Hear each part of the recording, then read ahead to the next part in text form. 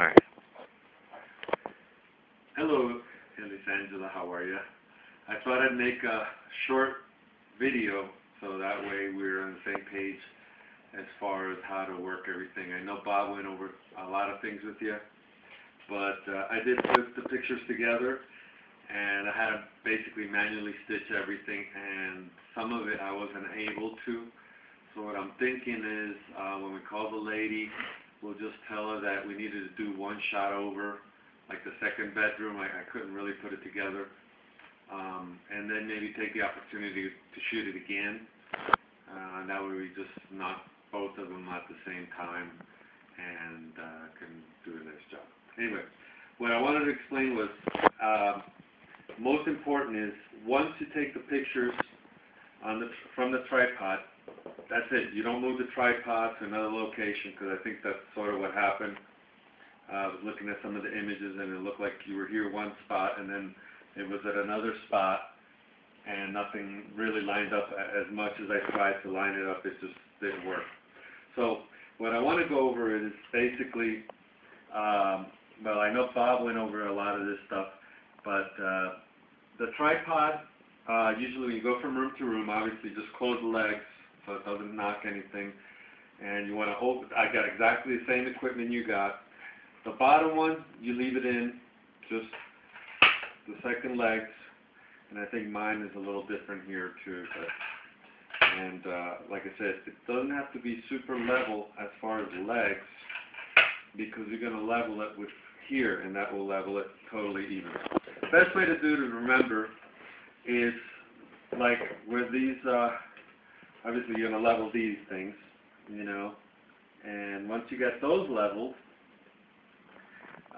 you want to, as a reference, it's good to, this part of the rotator with this part, I usually aim for the best part of the room. Usually if you're in a bedroom,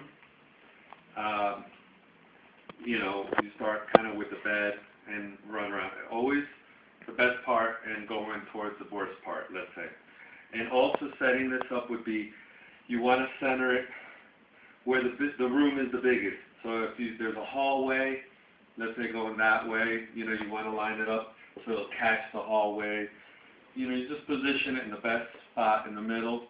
The bigger rooms are obviously better. Oh, okay, so once you got it at this high, I usually go up a little bit right here. About an inch is what you need, okay? And that's the ideal height. You get a little bit of the ceiling, a little bit of the floor. And once you start taking the pictures,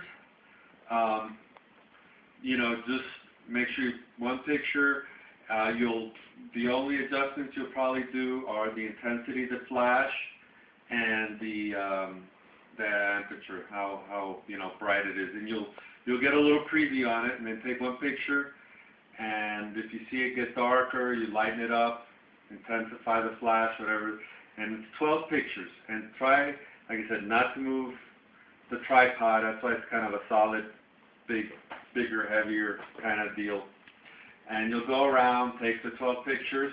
You'll know when you get to the 12th because you'll be right here. And then you can always take another one just to go one more. You know, that's fine. When you're aiming at windows, sometimes you'll get a very dark picture. You'll have to intensify the flash. And then you can also kind of, in the same position, let's say once you do the 12 pictures, you can go back to it and get where the room might be dark, but you could see through the windows really good, and you'll get the blue sky and outside. Because I can blend those two pictures into one with Photoshop. Since it's on a tripod, long as it hasn't moved, I can blend those pictures and get the outside of the window and the inside very well. If you take the two pictures that, you know, like one that sees through the window and one that might just, you see the inside.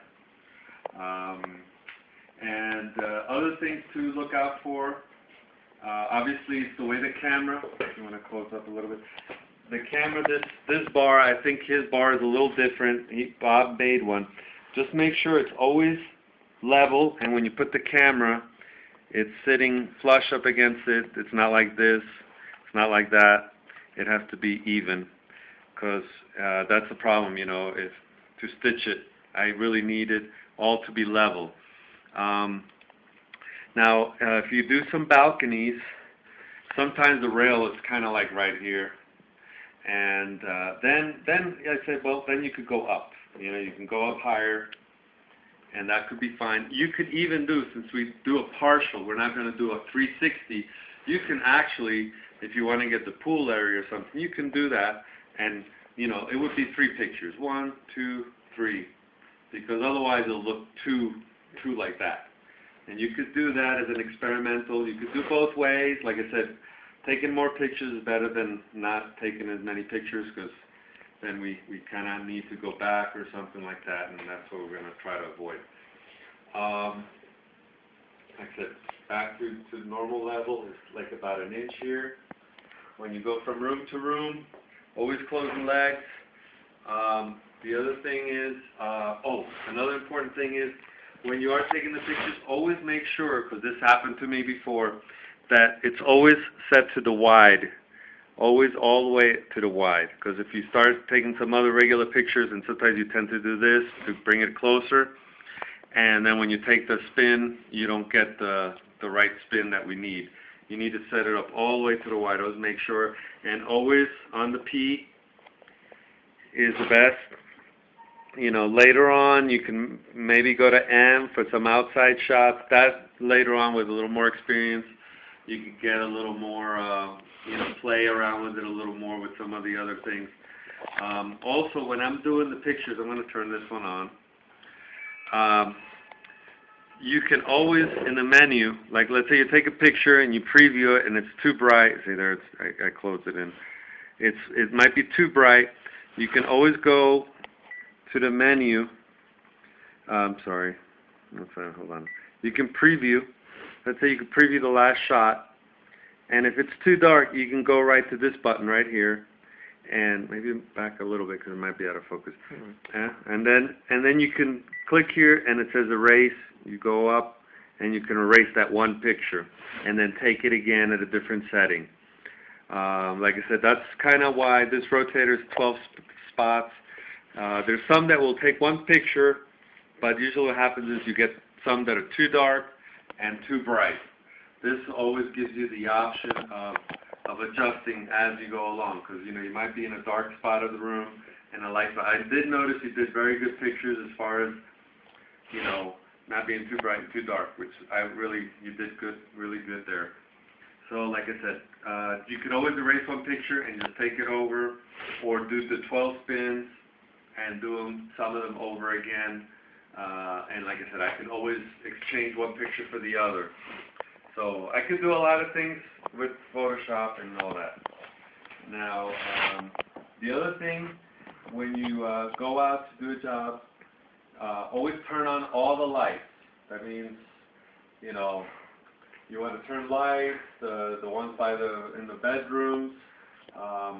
Ceiling fans have to be off, because if they're spinning and you do the picture, sometimes you'll get like ghost images of the ceiling fan. So you want the ceiling fan still, but lights on. And that is about it as far as I can tell. If you have any other questions, let me know. I'm going to finish this one. I'm going to send it to you with what I got, but I think we need to call her and maybe just tell her, hey, look, we want to do some of them over, and then just go ahead and do it over, and we'll fix them later. All right? I hope that helps out, and I'll see you soon.